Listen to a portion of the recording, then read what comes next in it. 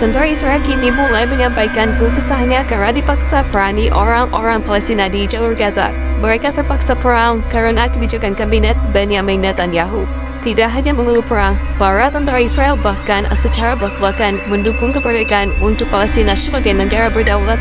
Dikutip dari CNN International, salah satu prajurit Israel bernama Abu Sani Atzmon mengaku terpaksa ikut bertempur di Gaza.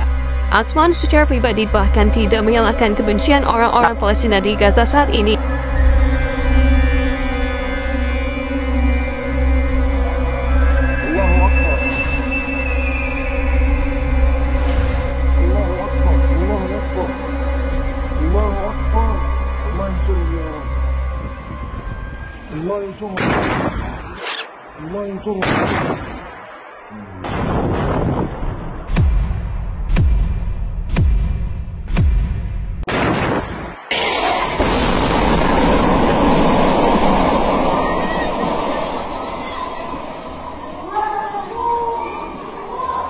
Israel.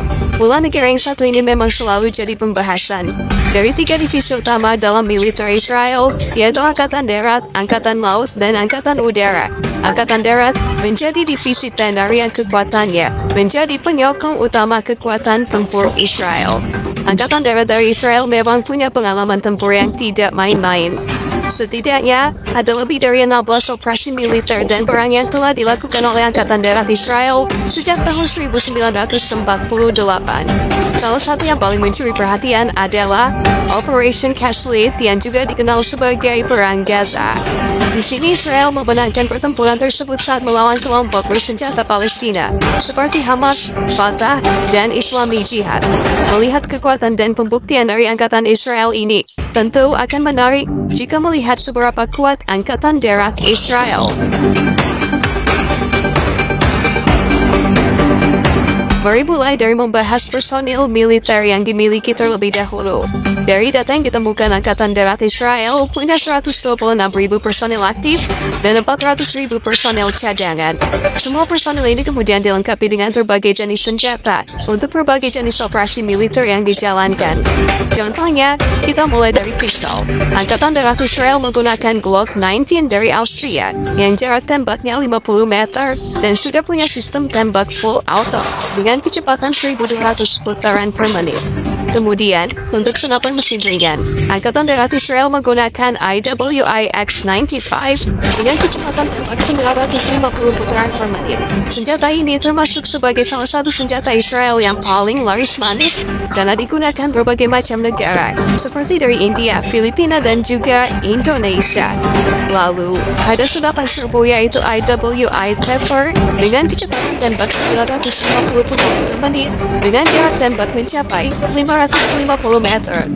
Senapan serbu seperti ini sangat cocok dengan kondisi Angkatan Darat Israel yang terus berhadapan dengan berbagai organisasi teror di Timur Tengah yang mengharuskan adanya kontak senjata. Kemudian, ada sniper untuk misi yang mengandalkan observasi dan eksekusi jarak jauh. Angkatan Darat Israel menggunakan IWI Dan sebagai sniper mereka. Senjata ini punya jangkauan 1.200 meter dengan kecepatan peluru mencapai 881 meter per detik. Dengan kapasitas ini, IWI Dan hanya butuh waktu kurang dari 2 detik untuk mencapai target.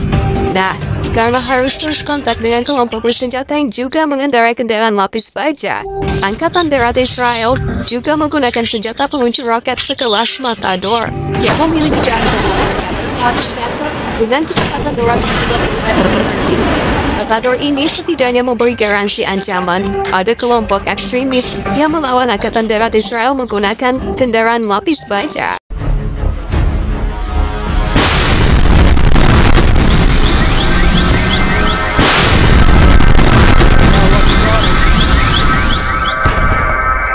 Konflik Timur Tengah semakin meluas imbas serangan udara Israel ke pelabuhan Hodeidah, Yaman pada Sabtu 20 Juli 2024 lalu.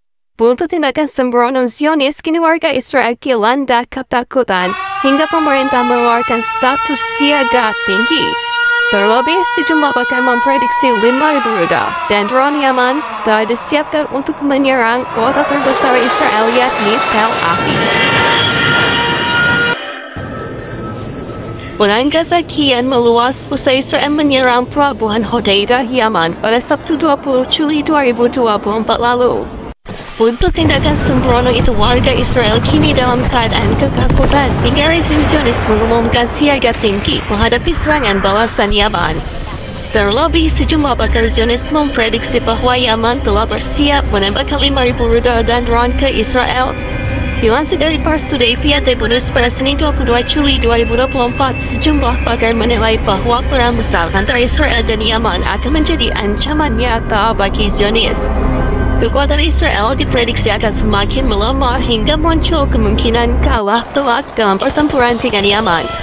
Sebab Yaman diduga akan menembakkan lebih dari 5.000 rudal dan drone ke Gush dan di Tel Aviv. Gush Dan merupakan lokasi paling rentan dan paling memungkinkan untuk diserang oleh Yaman. Terlebih dalam beberapa waktu belakangan, serangan Yaman di Israel selalu sukses mengecoh sistem pertahanan Israel hingga berkali-kali.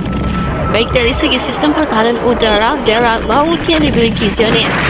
Di sisi lain, juru bicara Angkatan Bersenjata rezim Zionis Daniel Hagari mengakui bahwa sistem pertahanan Israel tidak lagi mampu memberikan perlindungan 100%. Müslümanları gördük çıktık. Yanıyor. Binaya geçecek.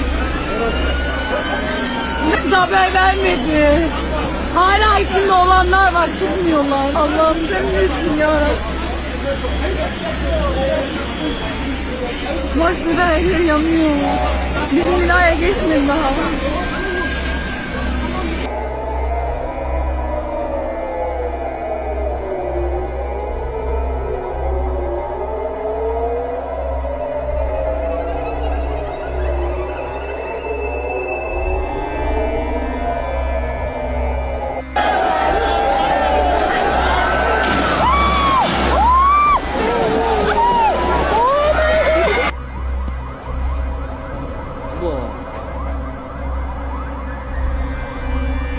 بيساعدوا يا ساتر ولا 60 مليون هليكوبتر عمالات